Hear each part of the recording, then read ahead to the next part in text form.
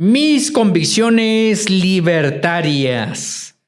Con esta frase para reflexionar iniciamos el primer episodio de Nosotros el Pueblo MX en este año 2026. Gracias por acompañarnos en un episodio más. Estimado Dani Trujillo, yo Carlos Esparza, pero Dani Trujillo, te pregunto, ¿te hubieras imaginado escuchar de Diosdado Cabello, un personaje de la izquierda latinoamericana, y de Andrés Manuel López Obrador, que dijeran que ellos tienen convicciones libertarias?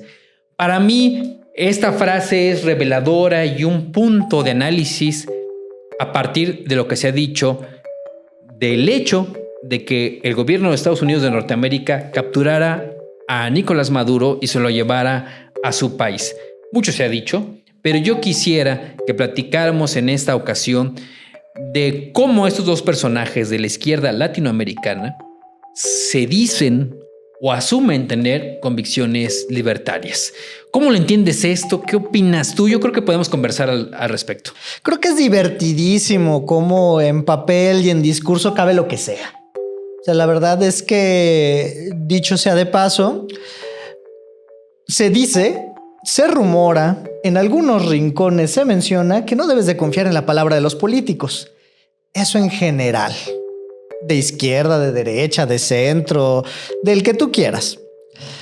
Pero cuando hablamos de convicciones libertarias, cabría preguntarnos a qué se refieren cuando dicen eso. Porque la palabra libertad y la palabra libertario parece que han tenido un auge en los últimos tiempos, pero no por ellos, sino por alguien que ha sido muy atacado por ellos. ¿Tú sabes de qué personaje estoy hablando? Sí, claro, de Javier Milei, quien ganó las elecciones para ser presidente en Argentina, erigiéndose y entendiéndose a sí mismo como un defensor del liberalismo, pero también asumiéndose como libertario. Pero ¿cómo puede ser que la izquierda, una izquierda muy a la izquierda de la izquierda, utilice el mismo término de quien acusan de ultraderecha? Porque la palabra ultra nos gusta mucho para que suene más fuerte. ¿Cómo caben estos dos términos en lo mismo? Esa es la reflexión justamente la que quiero que platiquemos hoy. Hay mucho para hablar a partir del hecho de que el gobierno de Estados Unidos, por órdenes de Trump, se llevara a Nicolás Maduro de Venezuela y se lo llevara a una corte allá en Estados Unidos de Norteamérica. Hay mucho para reflexionar al respecto. Y uno de los aspectos que no he escuchado mucho es esto. Esto de decir por parte de Diosdado Cabello y por parte de Andrés Manuel López Obrador, de asumirse, de decir que tienen convicciones libertarias. Y creo que explicar este espectro de un posicionamiento político es importantísimo. Yo quiero dejar muy en claro que la izquierda y la derecha, desde mi perspectiva y probablemente desde muchos analistas políticos, son dos caras de la misma moneda. ¿Por qué? Porque en ambos casos el Estado está presente. Y en ambos casos el Estado y quienes ejercen poder desde él, es decir, los gobernantes, buscan imponer una moral de Estado. La izquierda, pues para la justicia social que viene de la repartición de la riqueza, ya sean una izquierda socialista o una izquierda de bienestar. Y la derecha, pues para imponer una moral normalmente conservadora, es decir, que pretende conservar las costumbres, como puede ser la etnia, el idioma, la religión, etc. Esa es de izquierda y la derecha. Pero los liberales son todo lo contrario. Los liberales buscan esencialmente y por definición limitar el poder del Estado, que el Estado únicamente se dedique a conservar la vida, más que conservar, a proteger y garantizar la vida, la libertad y la propiedad de las personas.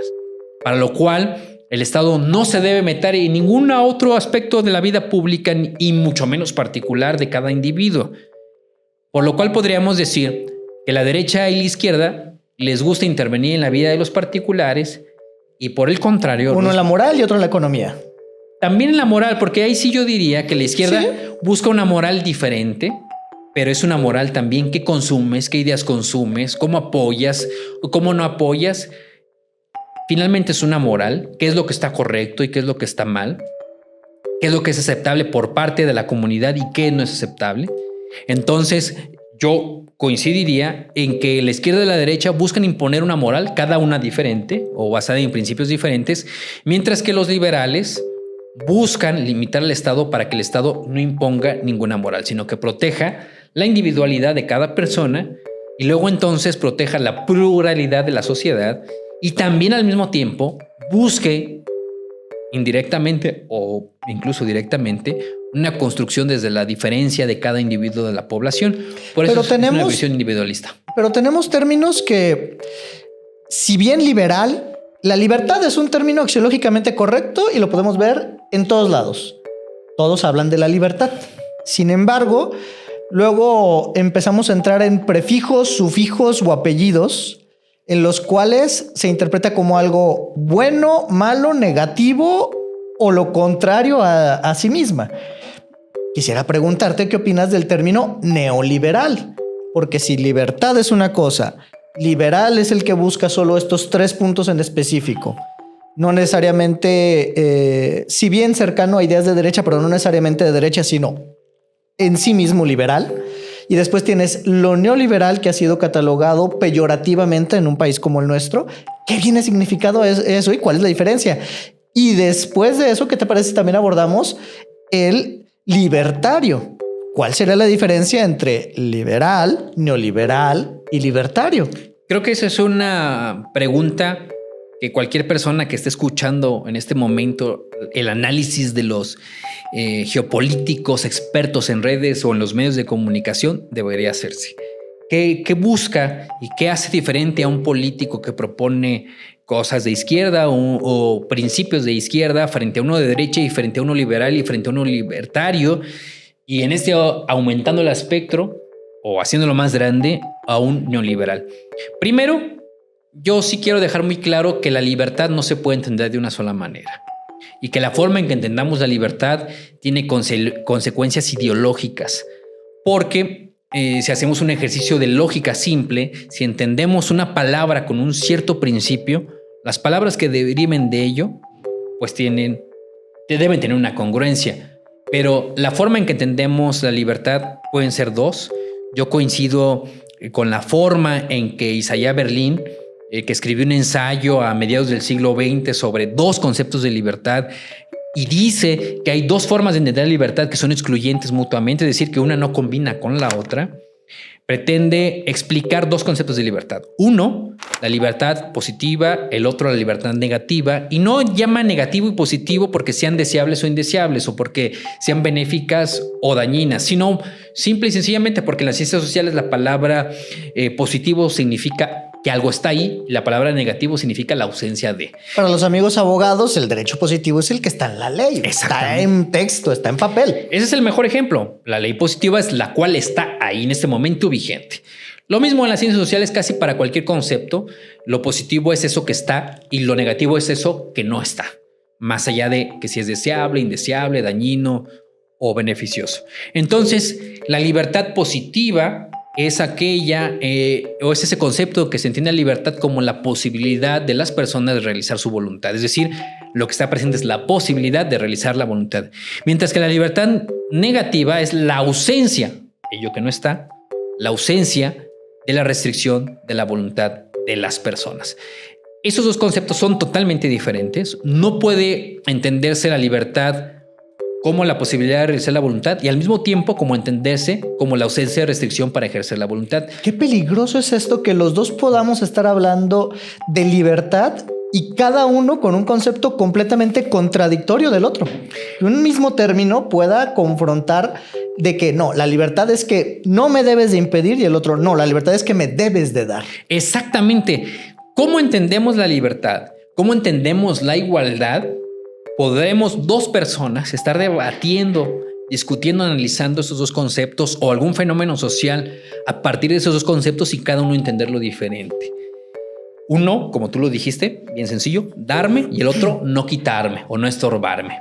Y bueno, esa es en realidad la diferencia. La izquierda entiende la libertad como la posibilidad de realizar nuestra voluntad. Por lo tanto, entiende la izquierda que el Estado, como está para garantizar tu voluntad, te debe dar aquello para que realices tu voluntad. Te da educación, te da salud, te da comida, te da vivienda, te da transporte y prácticamente todos los servicios y mercancías que una persona que viva ya sea en un medio urbano o un medio rural necesita para vivir.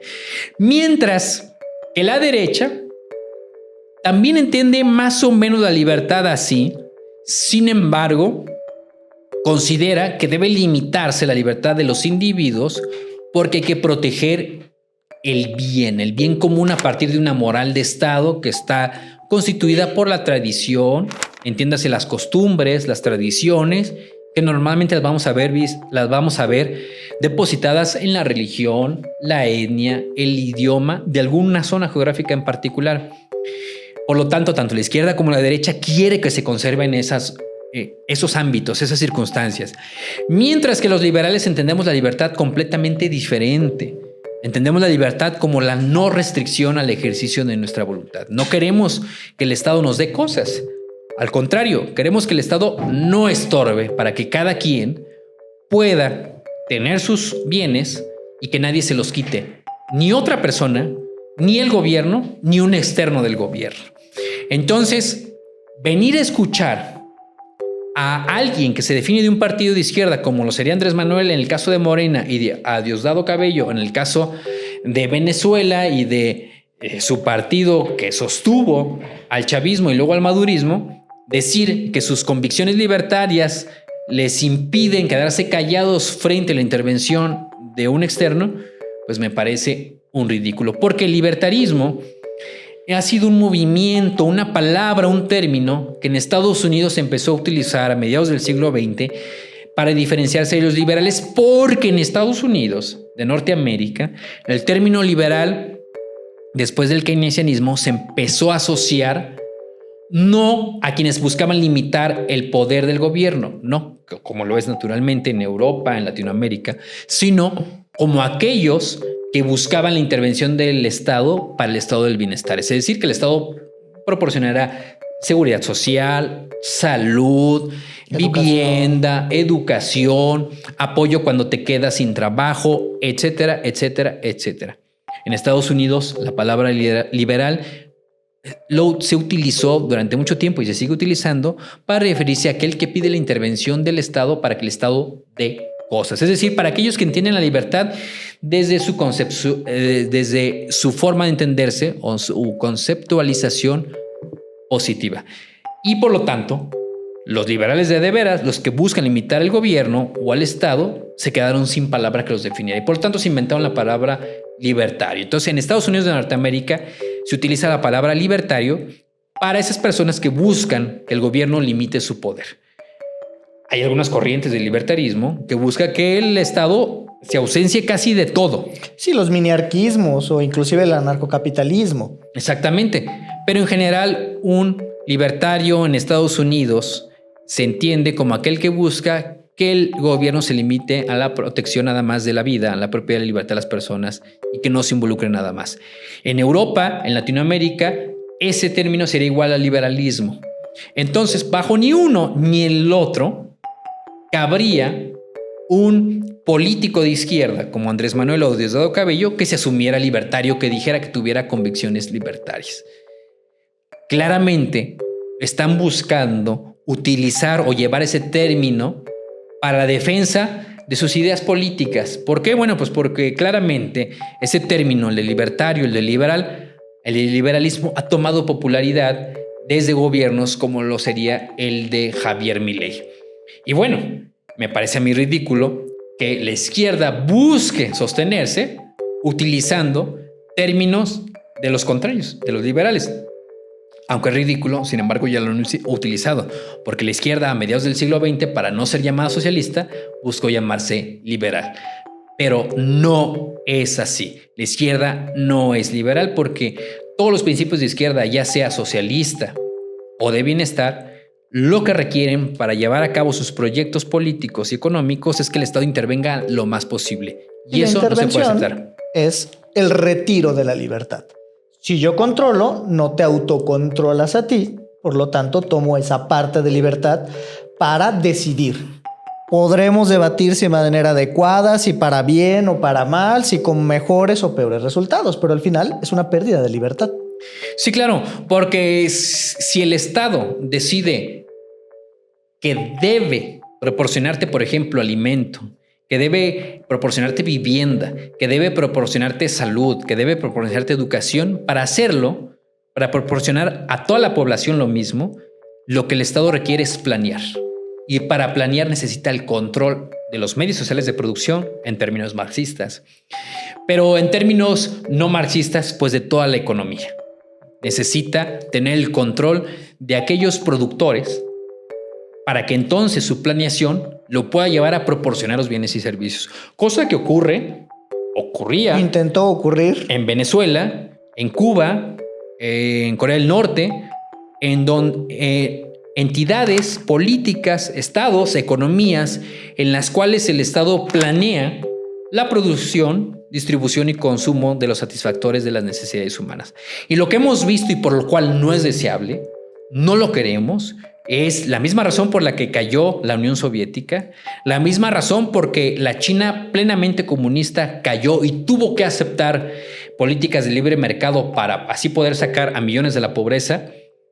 Esa misma razón es que el Estado no es capaz de planear, aunque tuvieran los gobernantes mejores intenciones. Oye, pero si vemos a muchos famosos en redes sociales diciendo que China es una muestra de que el comunismo funciona y que la planeación es posible. Ese es uno de los mayores bromas, porque efectivamente China se dice comunista, tiene un partido comunista, tiene un gobierno comunista, y así lo fue. A ver, permíteme, pero creo que no confundamos. A pesar de que se asuman como comunistas, son socialistas, ya que el comunismo nunca ha podido llegar a esa última etapa utópica en la que no se necesita el control y cada uno asuma hacer lo que le corresponde y tomar solo lo que necesita.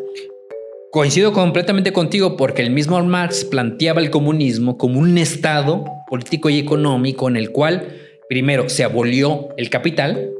En China, claro que hay capital. Tan así lo es que si ustedes ven un iPhone, un Tesla o los productos más emblemáticos del capitalismo, se producen en fábricas en China, y hay muchos chinos ricos que hoy poseen medios sociales de producción y es de su propiedad privada. Entonces, el comunismo plantea la abolición del capitalismo, la abolición del capital.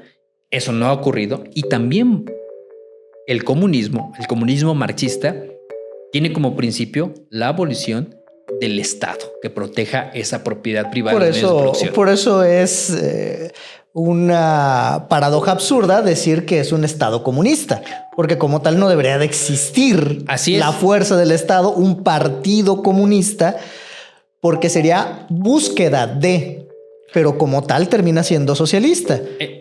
Es correcto, ellos dicen que están buscando el comunismo. Sí, o sea, sería la etapa previa a también muy irónico para quien sepa un poco de materialismo histórico. Dicen que se basan en lo que sucede en los entornos y nunca ha sucedido un comunismo. Tienen razón cuando dicen que no era el verdadero comunismo, porque jamás puede existir ese ideal, ya que siempre depende de que aquellos que obtienen el poder y el control sobre todo quieran dejarlo y cederlo, lo cual quienes busquen controlarlo todo jamás van a querer perder ese todo. Yo creo que ese es el análisis adecuado para qué es lo que pasa en este fenómeno de Venezuela, qué es lo que está pasando en el fenómeno político, social, económico de Cuba, de Nicaragua, de Corea del Norte, y es este tema. Si bien es cierto, hay personas que justifican la toma del poder para buscar llegar a eso, a un comunismo donde no haya un capitalismo, porque el mismo ya no existe, para que no haya un Estado que proteja la propiedad privada de los medios de producción. La realidad es que los políticos que utilizan ese objetivo como pretexto para tomar el poder, pues nunca llegan a él, porque siempre se quedan en este socialismo. Hablando en las categorías y tipologías del materialismo histórico, del marxismo, en las mismas de ellos, se quedan siempre en el socialismo, en donde sí hay un Estado presente para proteger los medios sociales de producción colectivos.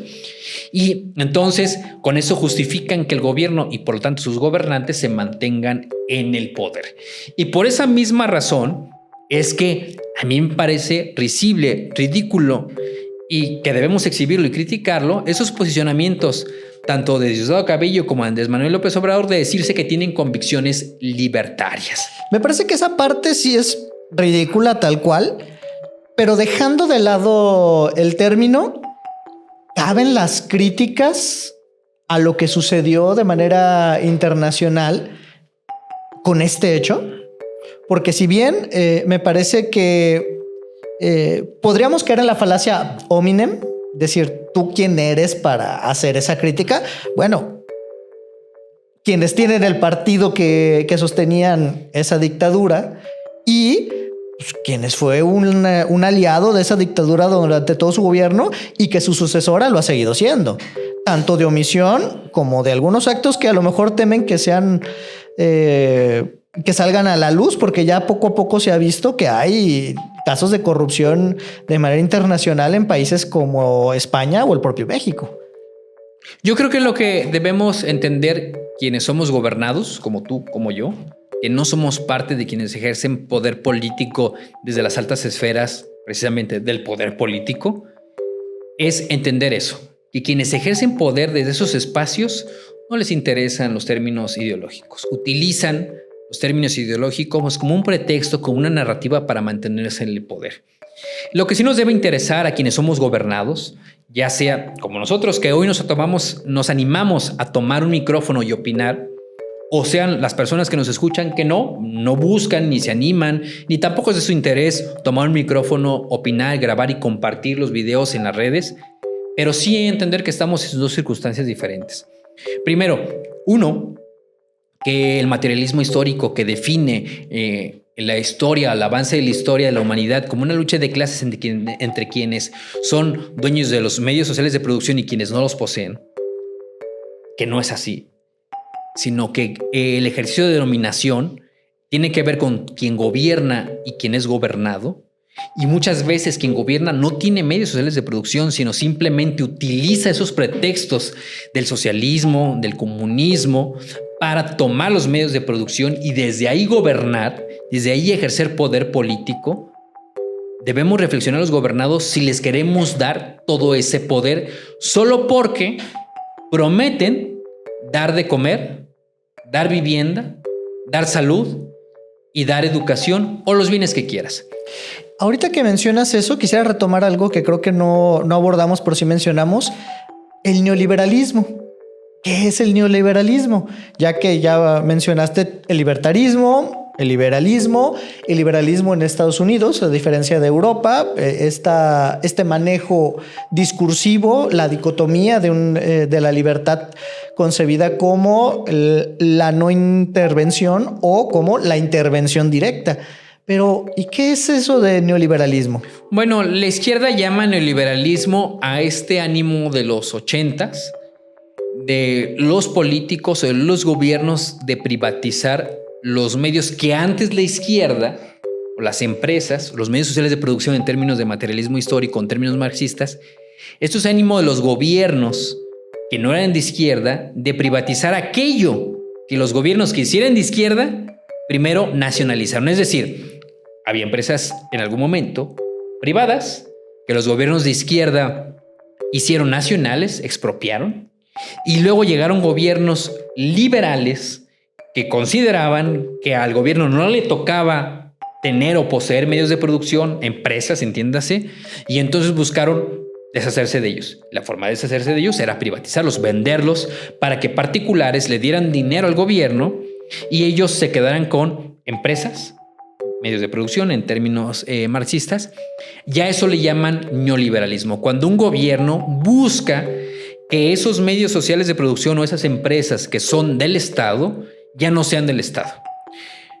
A eso le llamaron neoliberalismo porque el liberalismo pues, es un pensamiento político que tomó forma desde 1688, 1690, que construyó la independencia de Norteamérica en 1776, un tanto a la Revolución Francesa, no le diría todo, pero un tanto. Eso es el liberalismo, cuando se busca limitar el poder estatal para que los gobiernos sean reyes, sean presidentes, sea una aristocracia, quien sea que gobierne, no sea más poderoso que la ley.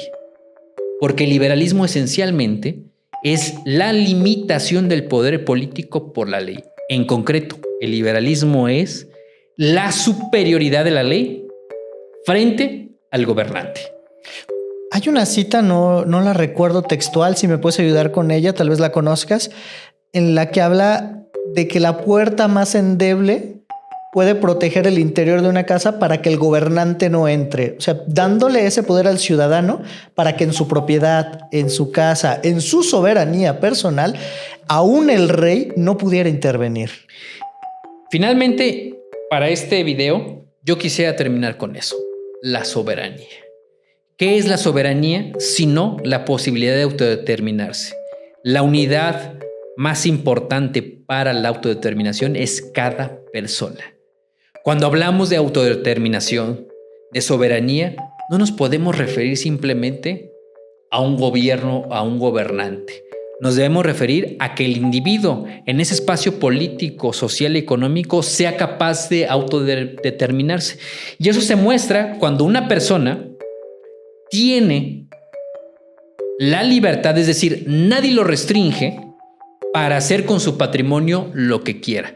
Si alguien con su dinero quiere montar una empresa que extraiga petróleo, lo debe poder hacer. Si alguien con su patrimonio desea poner un vehículo para que transporte personas del punto A al punto B a través de una app digital, lo debe poder hacer. Si alguien con su patrimonio quiere vender la tierra a otra persona o a su vez quiere comprar la tierra a otra persona, lo debe poder hacer.